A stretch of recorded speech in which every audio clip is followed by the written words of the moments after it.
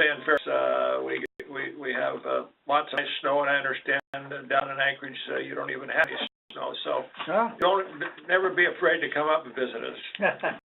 So we have with us today Kurt Parkan. He is External Affairs Manager for Donlin Gold LLC. Before joining Donlin, Kurt was External Affairs Director for the National Conservancy of Alaska for 5 years. He served as Deputy Commissioner of the Department of Transportation and Public Affairs for 8 years, worked state legislature for 8 years. For that, including 6 years with House Finance. Kurt ran for the Fairbanks North Star Borough in his first job fighting forest fires in Fairbanks. So no stranger to our community, obviously no stranger to Alaska. So Kurt, thank you for being with us, and anxious to hear about Dr. Thank you. Appreciate the opportunity to talk to you guys today. And yeah, I wish I was up there in Fairbanks. This is the first time I've given a presentation over the computer, and I used to see my audience more than just a postage stamp in the corner. But how it goes. Happy to talk to you about Donlin. There is a lot going on with us, just in kind of praying for our kind of stages of permitting, and I'll get into that a little bit as we go along. For folks who haven't seen this photo or something like it, this is our campsite, and to the right, the hill to the right, where you can see the kind of the marks on the slope. That's where the gold deposit is.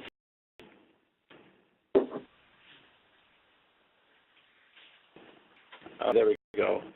And the project site itself is about 285 miles west of Anchorage, in a very, very remote part of Alaska. So certainly a lot of challenges in trying to put together a project of size in a location like this. Infrastructure, of course, there's nothing there. We will be building everything. And you can imagine this is a factor that has contributed to our 2 years in the area in developing this project, in identifying the source, doing the exploration work, doing the environmental work, and the permitting work that we're currently underway. So we've been up there for 22 years and approaching a very good milestone, but it's you know, $550 million invested so far to this point. Real quickly, probably most folks are familiar with the project, but I'll just kind of run through some of this and compare a little bit of what we've got going and what you have at Fairbanks at the Fort Knox mine. This photo is of the Fort Knox mine. We have 34 million ounces of gold that we're sort of permitting for. It's a larger gold region. It's part of the whole Iditarod.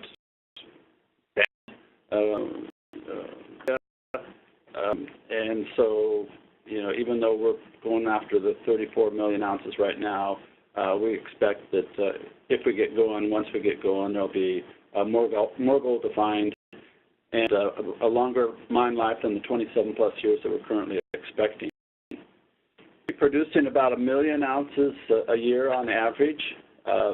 That's in comparison to Fort Knox. I'll give some comparisons to Fort Knox. I think Fort Knox has a little over 400,000 ounces a year. Both open pit mines.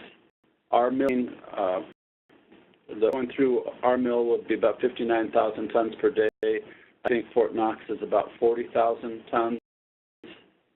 Strip ratio is 5.5 to 1, and it is a pretty good grade for an open pit mine, 2 grams per ton, which doesn't sound like a lot, but it is pretty good. By comparison, I think Fort Knox has about 0.7 grams per ton, and then through the heap leach, they get another 0.4 grams per ton.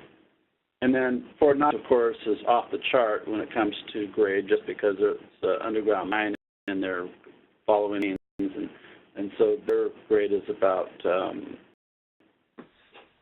2 per ton, no more, it's more than 2.5, I got that down. Roger, you probably know what the grade is up at Fort Knox. I'm afraid I'm thinking it might be even 7. It's a lot. Pretty high. Yeah. Did you mean Yeah. So it's a good size project. I think we would be in the top 5% in size and production of gold mines in the world when we get in operation. A lot of infrastructure is going to be required, as you can see, and then our power plant, 150 megawatt power plant, one of our biggest challenges that we've had. And that is about what Golden Valley produces for the entire Franks area. So we've come up with a plan to provide energy source, which is 314 natural gas pipeline from Cook Inlet, buried the entire way, with the exception of a couple spots where it's up above ground, crossing 2 faults. And the pipeline itself is 14 inches.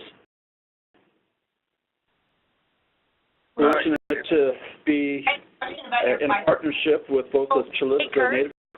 Yes? We got a question about the pipeline. Is that designed and permitted? Not yet. And I'll talk a little bit more about the pipeline here in just a couple minutes. Thank you. Mm-hmm. If I answer the question or any other follow-up questions, just let me know.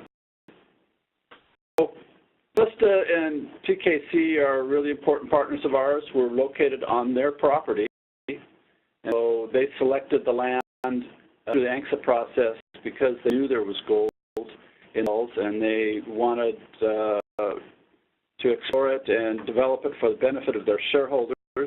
They've asked us to develop it for them, for their benefit, and we've got an arrangement where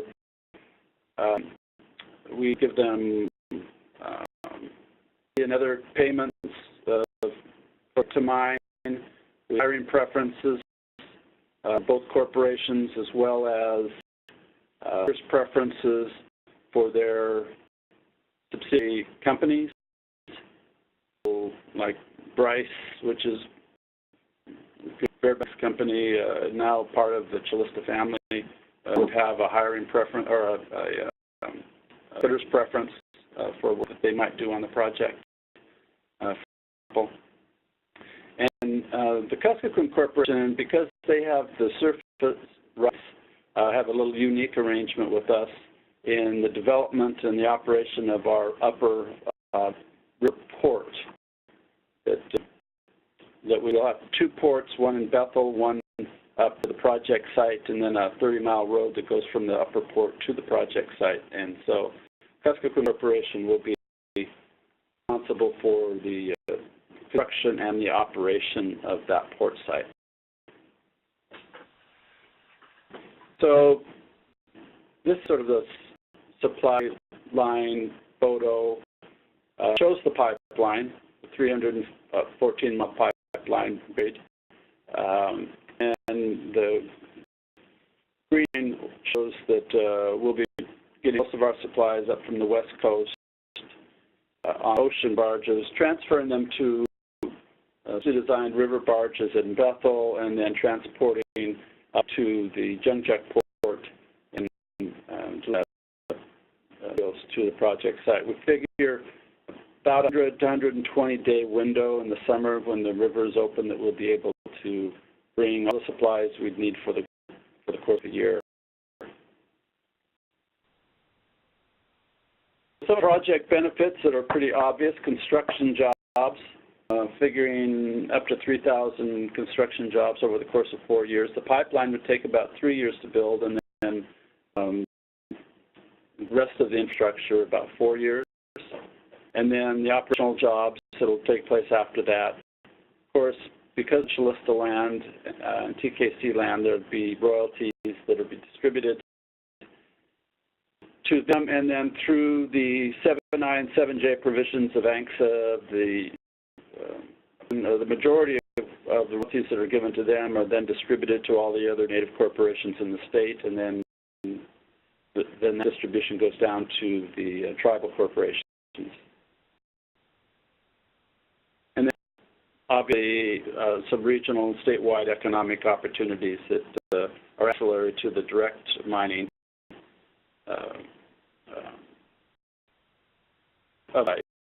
certainly, you know, Fairbanks, which is, you know, a sort of hub of sorts to supply Fort Knox and Pogo, has a history of flying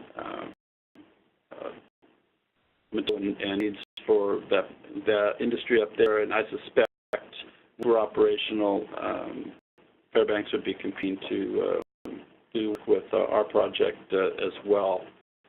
And there are Chalista shareholders that live in the Fairbanks area too, so a lot of employment, I think, coming out of that area. A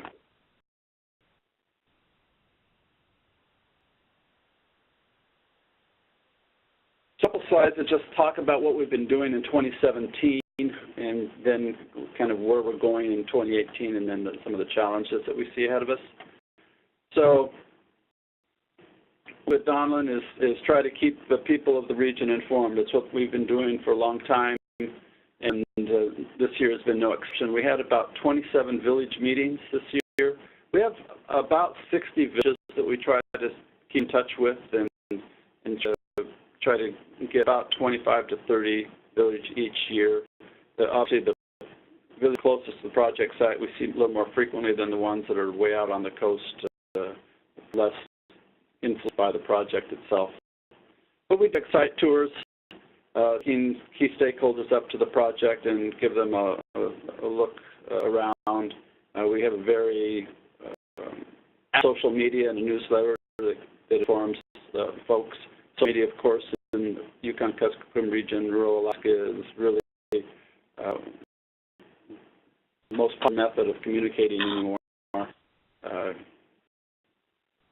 But shortwave radio, but now it's social media. And then this is a list of some of our key community investments that are really important to the region. We try to focus on education, environmental stewardship,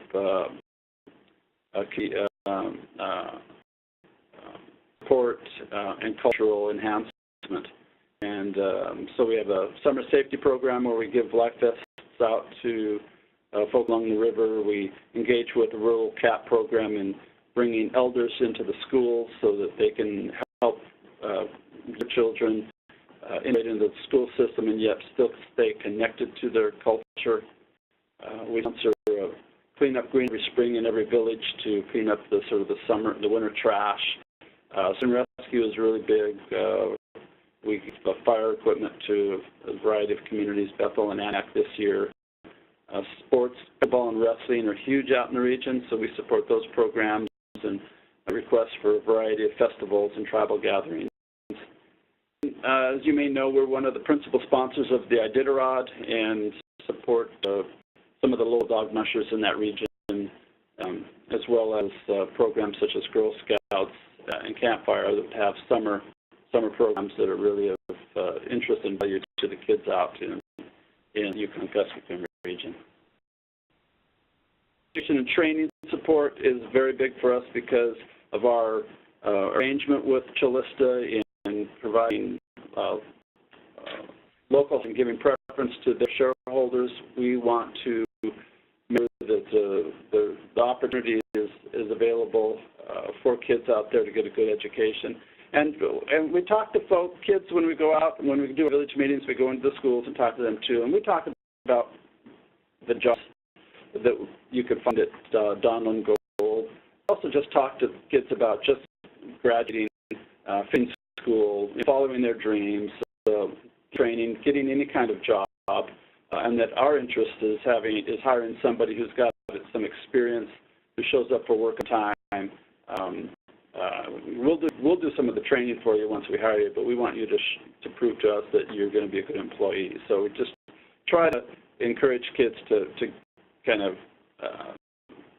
find out, but buckle down and just graduate. So in the spirit of that, we support the Excel Alaska program every year. Buck School District program. We have an academic decathlon that brings about 145 kids from the region in for a week to together and to be challenged by a variety of different skills and competitions. The Kick-Ash, which is a summer course that teaches kids first aid training. Capstone and internships. Capstone is a program that people are probably familiar with, the MAPS, M-A-P-T-S program.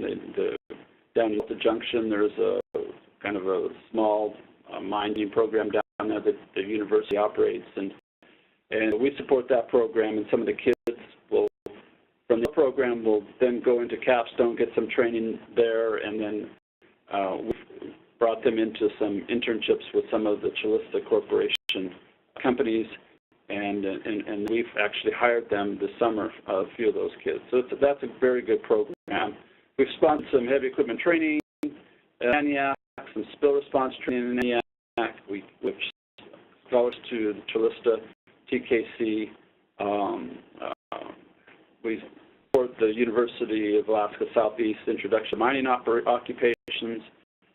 We give distance learning of classes to the Cuspec School District 2 from the Alaska Sea Life Center, and there's a distance learning kind of component where a teacher from Seward would get online and do sort of a webinar like this and into a variety of things, whether it's dissecting octopus or, for the younger kids, there's one that's called, the story of poop, which obviously is going to be fun for younger kids. Dictionaries to every third grader in the region. The Alaska Resource Education ANSET programs, and then I put down here Cisco, which is something that our corporation, Bear Corporation, one of our owners, is real heavily involved in. They have a $100 million relationship that they've just started up with Cisco in the Cortez Hills mine in Nevada to bring technology to the mining industry and in an effort to reduce costs, make the industry more efficient. And so this partnership has been successful so far. It's only been going on for about a year, but they've figured out ways to anticipate when the trucks are going to need maintenance and get the maintenance done before the trucks break down in such a heightened way of just kind of staying ahead of the game. That's been proven successful. They're giving geologists tablets, not like iPads, but they don't have Wi-Fi because we'll go down underground into the mine. Can't do what, so they download all the information that they need. The 3D modeling on that, so they go down below and they can work right off their pads. In the past, they'd go down, they'd look surface, analyze, take notes on a piece of pad, they'd go back up top, spend 2-3 hours inputting that into their computers to get the 3D modeling, then go back down below. Now you can do everything at once right there and save several hours a day just in work and efficiency. So there are a lot of things that Cisco and Barrick are looking at to improve advances. Obviously, vehicle health,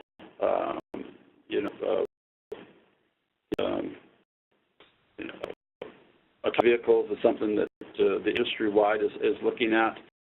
But Barry is so interested in this IT advancement that they've offered free courses at the college down there in Elko for anybody who wants to take courses in IT through Cisco. And so what we're doing up here in Alaska is we're introducing some basic IT courses through the Cuspec School District, and starting in January, Cisco's going to be offering IT programs for the kids up in that region, because that's clearly an industry that's going to be more and more valuable for our industry as we move forward. So these are some examples of the training and education work that we've been on this year. We have a drilling program up at site between August and November. We have about 25 holes drilled. We managed to get 16. Still was enough to get us the information we were looking for, trying to just get some geochemical data on the deposit to test some modeling that we were working on. And the results haven't come in. We've sent up all the up to Fairbanks to start the assay work on it. And some of the information is coming in. It's seeming to prove the model. I think it's going to be a successful drill program. On an effort by our owner companies to optimize the project. The project is as proposed through our applications and our permit application is about a $7.6 billion project. The pipeline itself is $1 billion to build. So project that size, is a tough one. And so the company is looking at ways to optimize. And that's why the Cisco effort is important to see ways to do it that way, looking at ways of how to pull out the rock more efficiently, and looking at some new models to help kind of identify ways to do that. But we hired 25 Calista shareholders, which is good. And as I mentioned before, some of the students that went through the Excel program and the Capstone program and through an internship with Bryce and TG, we picked them up and they worked this summer through the fall, and had a really good experience.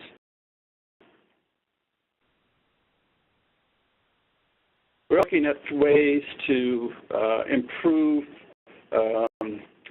reduce impacts that the project might have been identified in the environmental impact statement. And this is one example of the natural gas pipeline route. It coincides with the Iditarod National Historic Trail. And what we've done is listen to the concerns of a variety of stakeholders, particularly the Historic Trail Alliance, and we've moved our route away from the trail. And you can see the red line is the current route. The purple line is the historic trail, and the dotted line is our original pipeline route. So you can see that in a section that's identified by Jones Route and North Route, the alignment of the pipeline was fairly close to the trail. So over the course of the last couple of years, and particularly this year with the northern route, we've worked pretty hard in trying to respond to concerns about mostly visual impacts to the historic trail, and moved it away from the Dalzell Gorge area and away from the Happy River.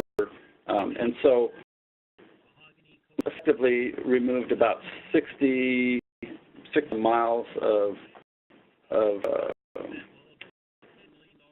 pipeline that would have gone close to the historic trail. Now I think we only have 4 crossings and a very limited impact. So we're pleased with the outcome of this, and we've been talking with the Historic Trail Alliance about it as well, and just been discussing additional mitigation options to kind of completely well, can't completely reduce the impact, but to reduce the impact as best we can. Take a good portion of our year, examples such as this, in addressing the EIS and impacts. Subject timeline. We've been in the working for 22 years. The pipeline, the permitting process itself started in 2012, so it looks like about 6 years for EIS. We expect the final EIS. The Corps has announced that they will release it in March of next year, which is good news, great milestone for us. And then a record of decision is expected in August of next year. And then 18, also, as you know, once the EIS is completed, the agencies that are coordinating with the development EIS are also involved with issuing of a variety of permits, and so we expect to receive most of our permits by the end of 2018. And the parent companies will do some feasibility studies. Again, our last feasibility study was finished, I think, in 2011, so they'll want to get the financials in and then make a decision on whether to proceed to the next steps. And that the next steps would be doing some design engineering work, early works, like on the road up to the site. And if it's a go, then construction take about 4 years, and then operations, which would be 27 plus years. So I hate to give actual dates. Rather, I prefer to talk about the sequence because I was looking through the other day, cleaning out some files, and I came across an old 2004 presentation that one of my predecessors had given, and they had done an estimate of 2009 milestone that we really haven't even gotten to today. So I don't like to give dates, but this is sort of a process that we're going to go through. We've got 100 permits. I'm not going to list through all of these, but these are the major federal permits. As the major state permits, we've got two important ones coming up from the state. Excuse me. I think they're going to be announcing the public comment period here any day now. That's for the integrated waste permit and the APDES permit. Both the DEC permits will be hearings in January, one in Fairbanks, one in Bethel, and one in Yak, and they'll be soliciting comments on those permits.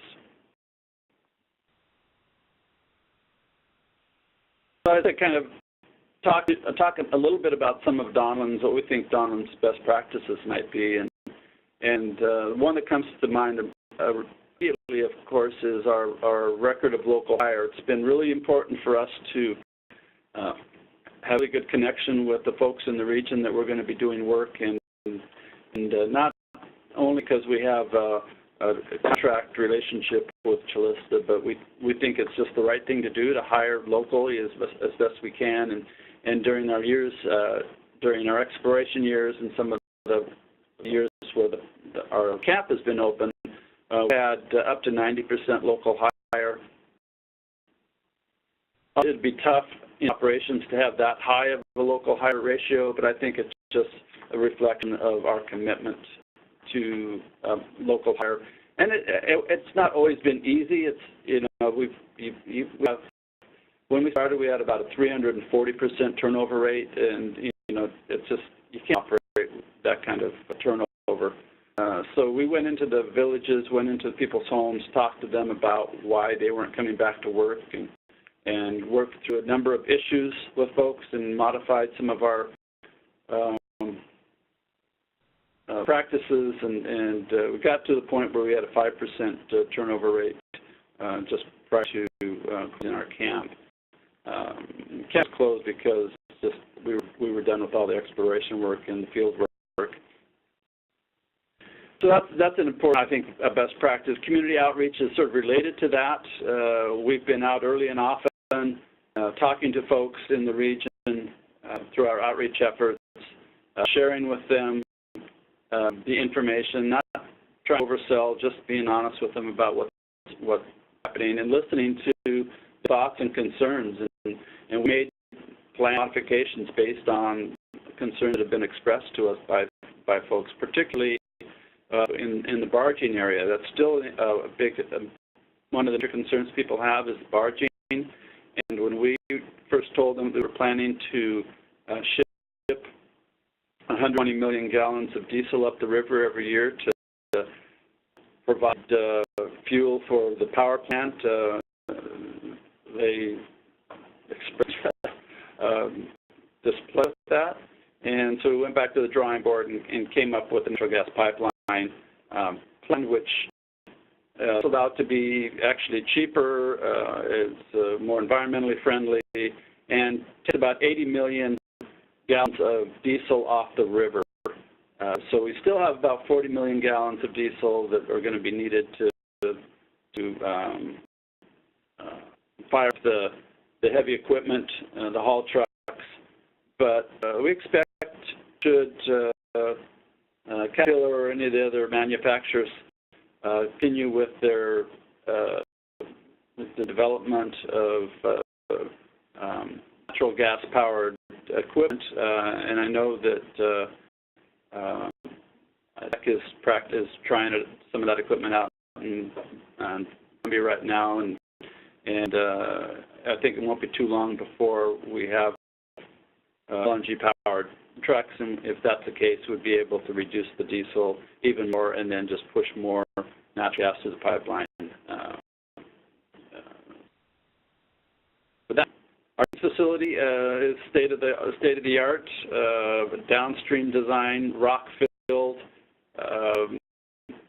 We looked at some geo studies that have identified pretty much every major dam failure in a mine since the turn of the century, not the century, the last century, and we haven't seen any example of a major dam failure of a downstream design. There's one small incident in England, which was a mine that produces clay for China, but it wasn't a major failure by any stretch. So we're confident in the design and the techniques. We also have a synthetic liner that's going to line the entire facility, which will be the first of its kind in Alaska. There have been some liners, but they've been for small projects, and this would be the first of this size.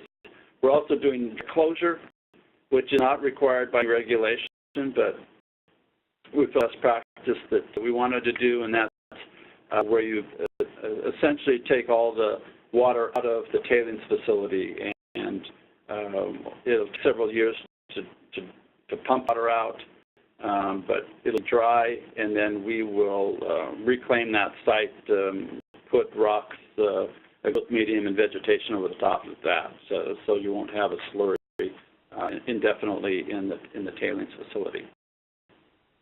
Treatment program, which will be discussed when we do our APDES permit here in this month or so with DEC, in the reverse osmosis process, very expensive but high-tech treatment facility. And then our barging communications plan. Because barging has been of such a concern for the folks in the region, we wanted to make sure that we had an opportunity to have a conversation with the region about barging program every year. So we would have a special committee set up that has meetings at the beginning of the season and after season to address any concerns that come up about the barging program. We would have a website, newsletter, social media that talks about the status of the barging program. We'd have river communications where we have in congested areas a pilot vessel that would go out ahead with a VHF and cell phone to talk to fishermen or anybody who's using the river to let them know that a barge is coming.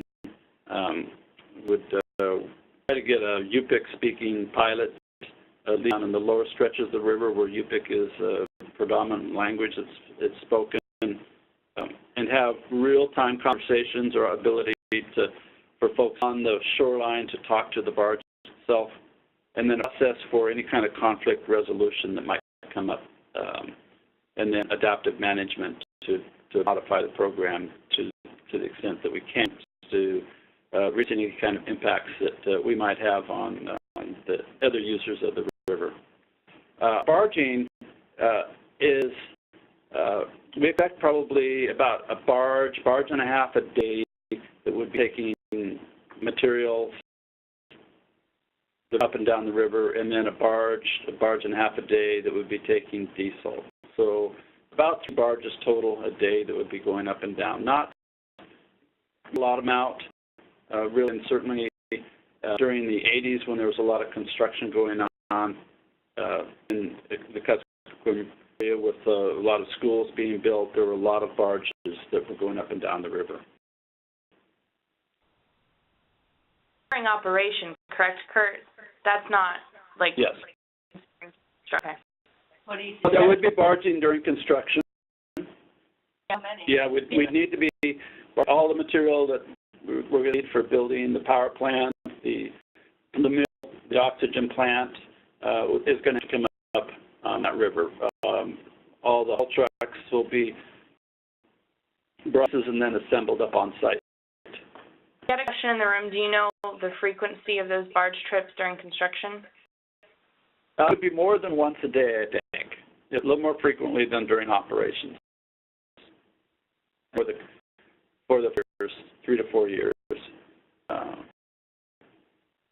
Fluctuate based on what's needed up at site. What's the draft of the river and the upper stretches?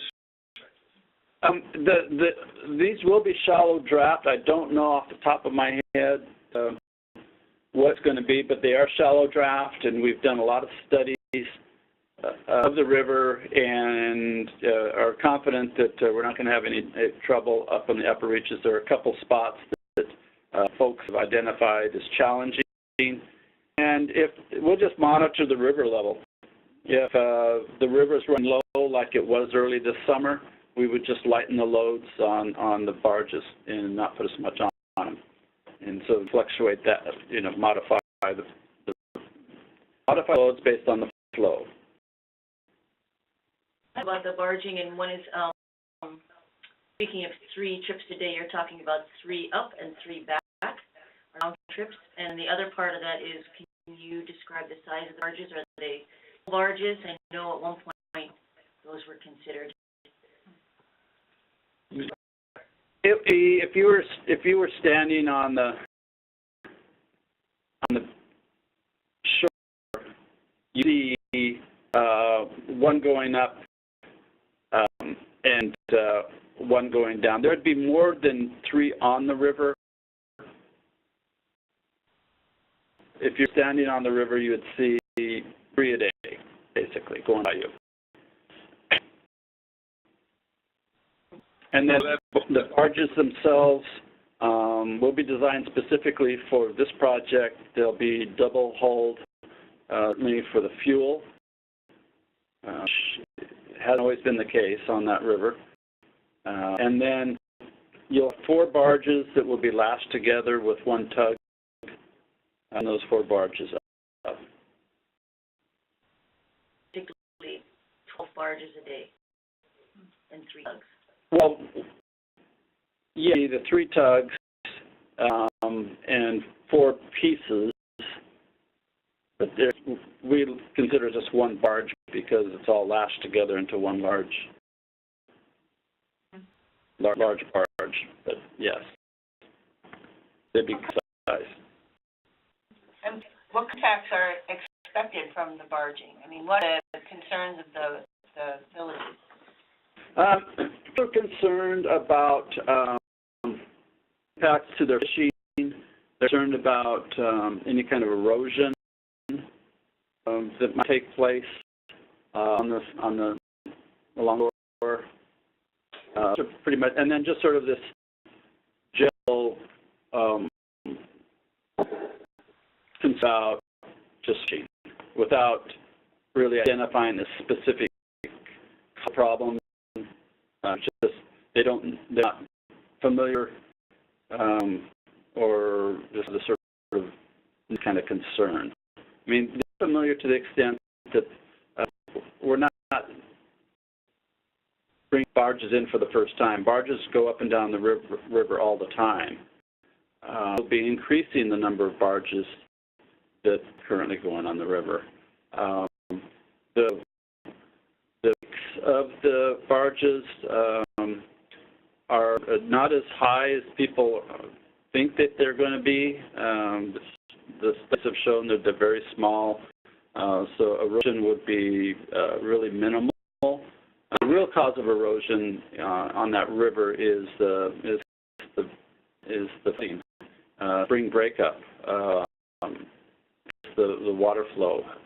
There's a lot of cut banks and just the way the Alaska River in flats like that that has a lot of erosion that's just natural.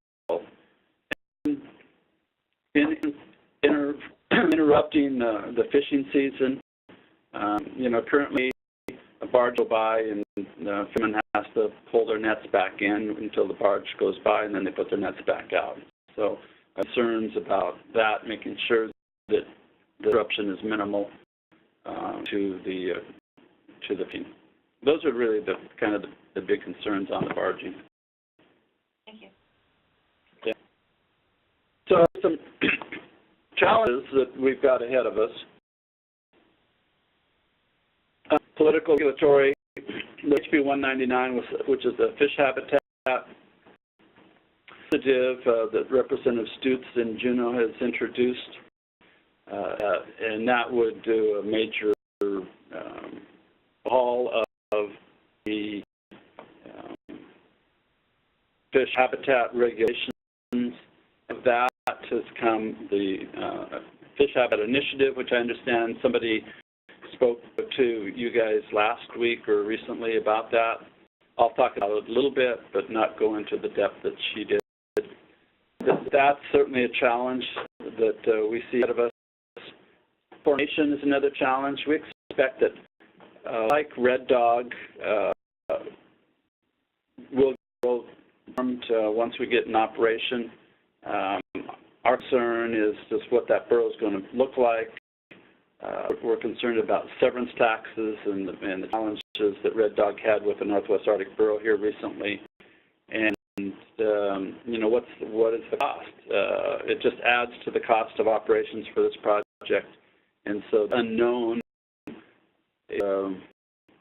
is concerning to us, and something that we're certainly going to follow and get engaged in when the burrow formation happens. But there are several different proposals out there right now that folks in the region are looking at. Senator Hoffman has a bill in the legislature to offer a certain type of burrow that is sort of good for us, but doesn't really identify us by name. So that's a challenge we're going to be looking at. And then state taxes, we don't know what's going to happen with state taxes. We expect that they will be going up. And company side, the financials are really an important component. That's why we're going to be doing another feasibility study, but trying to optimize the project right now. The gold, I don't know what it is today. Roger, no? When I looked, it was about 1,204 in that neighborhood. It's been back and forth. Yeah, and that's what it's like it. Yeah, it needs to go up. To go up a little bit, and we need to look at ways to reduce the cost of construction, and then the availability of financing for a project this size. Just looking at the geopolitical climate, the financial health of the owner companies are all facts that will go into made the decision to go forward with the project.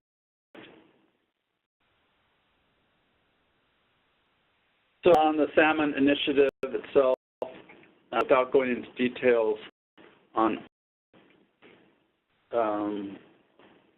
aspects of it, but fine, we would not be able to get a permit if the salmon initiative passes, and probably most mines would not be able to get permits. It's just as simple as that. It prohibits the off-site mitigation to compensate for project impact. We got, several thousand acres of wetland impacts from pipeline, as well as the footprint of the project itself. And there's no way we can provide mitigation on the actual site itself. We need to look at other sites. And currently are looking at other sites and off-site mitigation, but this initiative would prohibit the kind of off-site mitigation that we're proposing. It requires the fish habitat to be restored within a reasonable period of time. And so, months and sometimes roads and bridges and a variety of forms of development and construction takes place in waterways where you're not going to be able to restore the habitat. We've got a tailings facility. It's 2,500 acres. It's going to have tailings in it. It's in a drainage. It's a drainage, albeit it has a couple fish in it. We've looked at it. There are some fish that go up there. Not a major tributary, salmon tributary, but it does have fish. It would be considered anadromous for the purposes of this initiative. We're not going to take tailings away and restore that stream.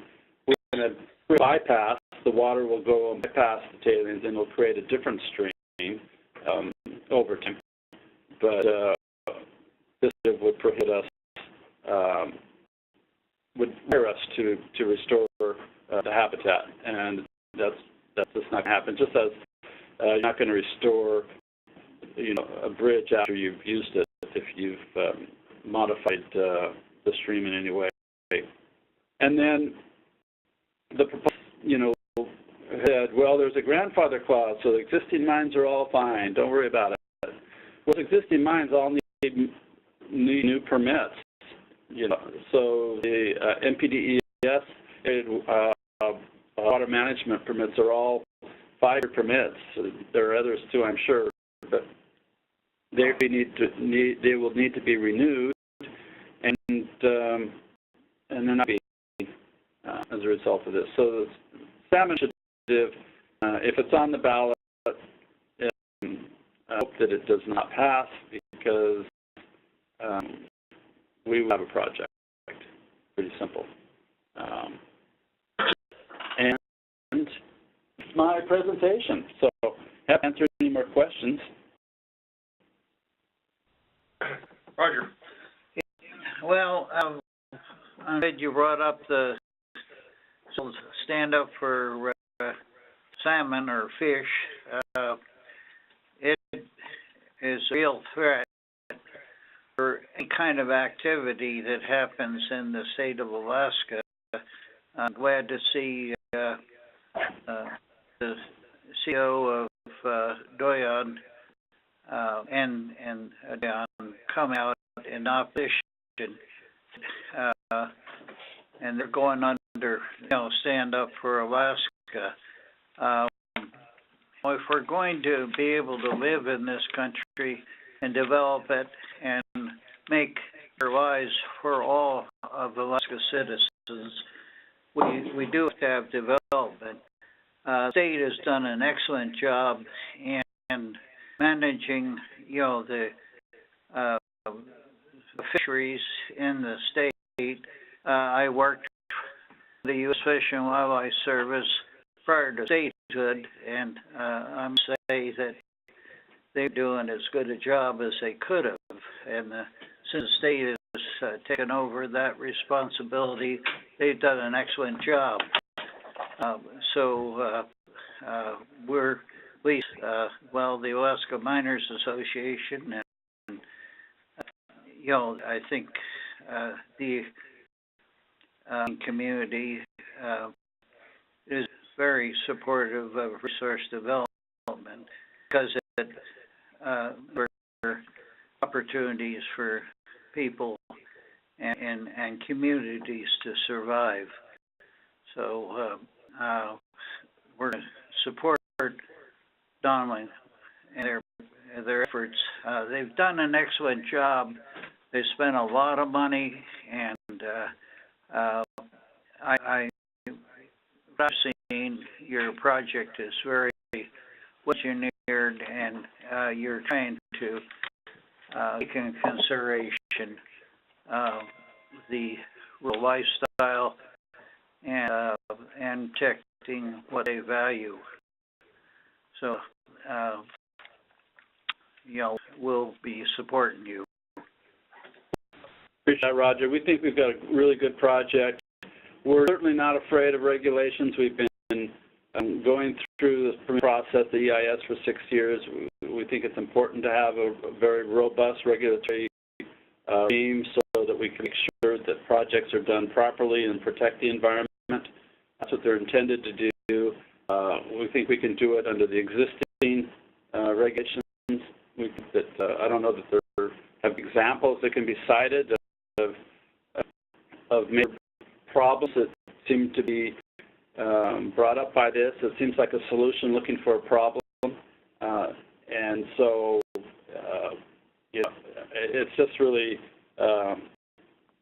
not good for Alaska. And the coalition of folks that have come out to express opposition is pretty broad too. You've got, as you mentioned, Doyon, but of the ANCSIS CEOs, the entire group of them, including the Bristol Bay Native Corporation, which has, as you know, come out against their minds, is opposed to this particular initiative. The Laborers Union is part of the Stand for Alaska coalition that's in opposition to this too, and some of the construction trades. So it really had impact on us, particularly at a time when in our state where we actually need to be looking for new sources of revenue. John. Hey, Kurt. Can you run those job numbers by me, your construction and your operational? Yes. Well, the jobs we're expecting about 3,000 jobs during construction, and then operations. Originally we were talking between 800 and 1,400, but we hesitate to use those numbers now because through the optimization exercises and automation and efficiencies, we just don't have a new set of numbers yet until we do next feasibility study. 800 is probably a good estimate at this point anyway. It started depending on kind of the size and of the project and the stage of the operation. Thanks. Cool. You spoke a little bit about wetland impact and working on a different stream. Could you talk a little bit more about any other enhancements? Let's see. Well, we're just putting together our kind of compensatory mitigation plan to the Corps of Engineers, and I know that we've and the tailings stream, Conda Creek, going to be at the end of the life of the project. Water will be sort of diverted down a different drainage. We're going to be doing some mitigation at some old placer mining sites used for many years near Donlin. And we've been going on. I think we're going to be working on an arrangement with the corporation on some land that they have and some land that the Mineral Trust has. But I can't really get into any specifics. More later at a different time? You work together. I just don't happen to have at the tip of my fingertips what it is. Okay, Carl? Yeah, hey, Kurt, the villages that you visit, are there any ones that stick out that are more resistance than the others? And then a follow-up question is, how much resistance are you getting from outside the state? Oh, good question. Take one. Last question first. Resistance from without the state. It's hard to say. Well, we're not feeling resistance, although we know that Earth Justice has kind of worked its way in to the region a little bit. And probably some other groups I know. Pew Charitable Trust has people in the state and going out in the region talking to folks. Interesting, when the draft EIS was out for comments, there were only about 400 written comments that were submitted for a project that's, $6-7 billion. So I thought it was remarkable how little level of comments were. There was no real major organized effort, no postcards that were being sent in from the state. So we haven't seen any really organized campaign against us from outside, but we suspect that they're there looking, and suspect that once our decision is out, that somebody will come forward and get involved in some litigation to try to stop the project. It's just sort of the way of the world. The best problems are to get challenged in court, and that's the responsibility of the Corps to make sure that the process is done right. And so we've been supportive of the Corps in their efforts, and even though it's taken 6 years, they're really focused on making sure that they've done it right and have fully followed the regulations that they're supposed to follow in reviewing the project. There are some communities that have expressed opposition to the project. There are a couple that are near Bethel. We call it Tundra Villages, and Napachuk is one of them. Kasiglik is other. I think we probably have 2 or 3 tribal entities that have expressed opposition. We have fairly good support, particularly from the communities closest to the project site. And I think throughout the region, we've got a fairly good level of support. Everybody, clearly, there are people who don't like us, and that's just how it is.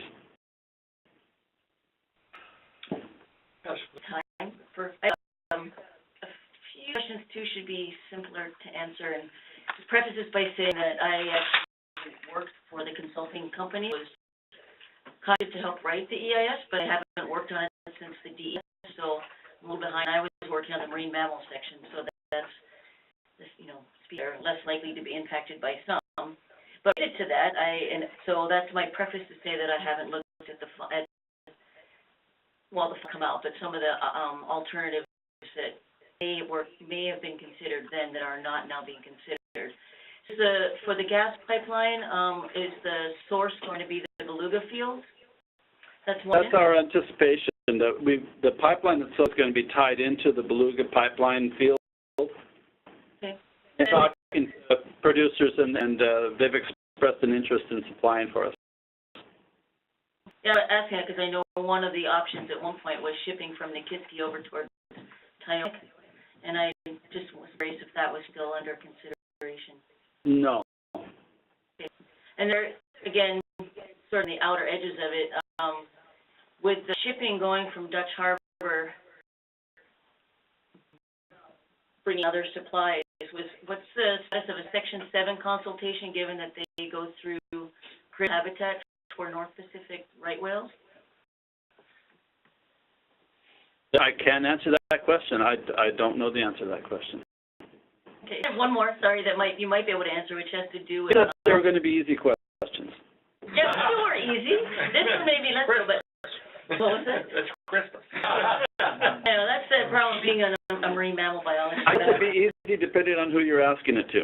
And it has to do with, you spoke of the life of the mine is, roughly 27 years.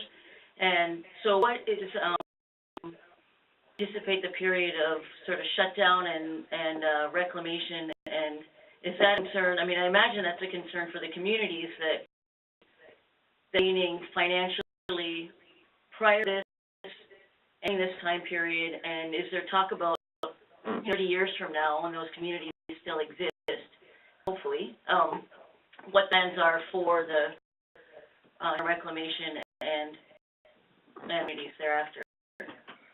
There's a complete reclamation plan that we'll be submitting to DNR. It was going to be brought up for public comment in January, but DNR has decided to hold it back a little bit for a couple of months. But there's a federal assurance reclamation plan that has to be by the state. We're anticipating continual reclamation, so as we disturb a site and move on past it, we'll be reclaiming it, so it'll be continuously. And then there'll be a large bond or some sort of financial instrument to cover any costs for reclamation should the company be able to handle it on their own. So that'll be a big amount of money that's going to be put up front to handle those costs.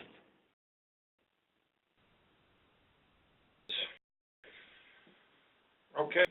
Well, You have one thing about, the 27 years projected life of the mine, that's maybe what it is now, but what's happened on many projects and many projects in Alaska, the so-called time of operation has been increased with additional discoveries.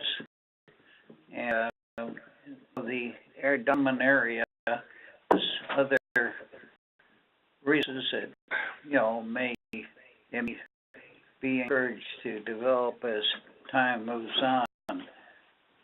Personally see a pretty bright future for that particular area where you're going to have rural people that have jobs and are able to afford to live out in those communities. As a lot of people are aware, many of the people in the villages are leaving for the urban areas because the cost of fuel and gas is prohibitive, and if they're able to, we're no longer in the dog mushing era where dogs were used as a resource, and so I think you're doing the right thing in working with the communities and providing opportunity. The rural communities have been affected very heavily by drugs and alcoholism, and the one thing, and it will make life better for the people and will allow people to lead more productive lives. Kurt, is there discussion with anybody in the area about whether the pipeline and the power plant should or should not be part of the reclamation? No, I think there's an interest in continuing to access the pipeline by the region. The power plant Yeah, we've heard of interest in sort of tying into the power plant in some way. It's not part of the plan at this point in time, but I guess almost anything is possible down the road. Oh, look, thank you for your time, thank you for the information. We're always interested in the Donlin project. You know, as you move forward, as the company moves forward through the process, we'd appreciate updates, and you're always welcome at this forum. Happy to do it. Thanks a lot for the opportunity today, and everybody have a really happy Christmas. Merry Christmas. Merry. Thanks. See you, Kurt.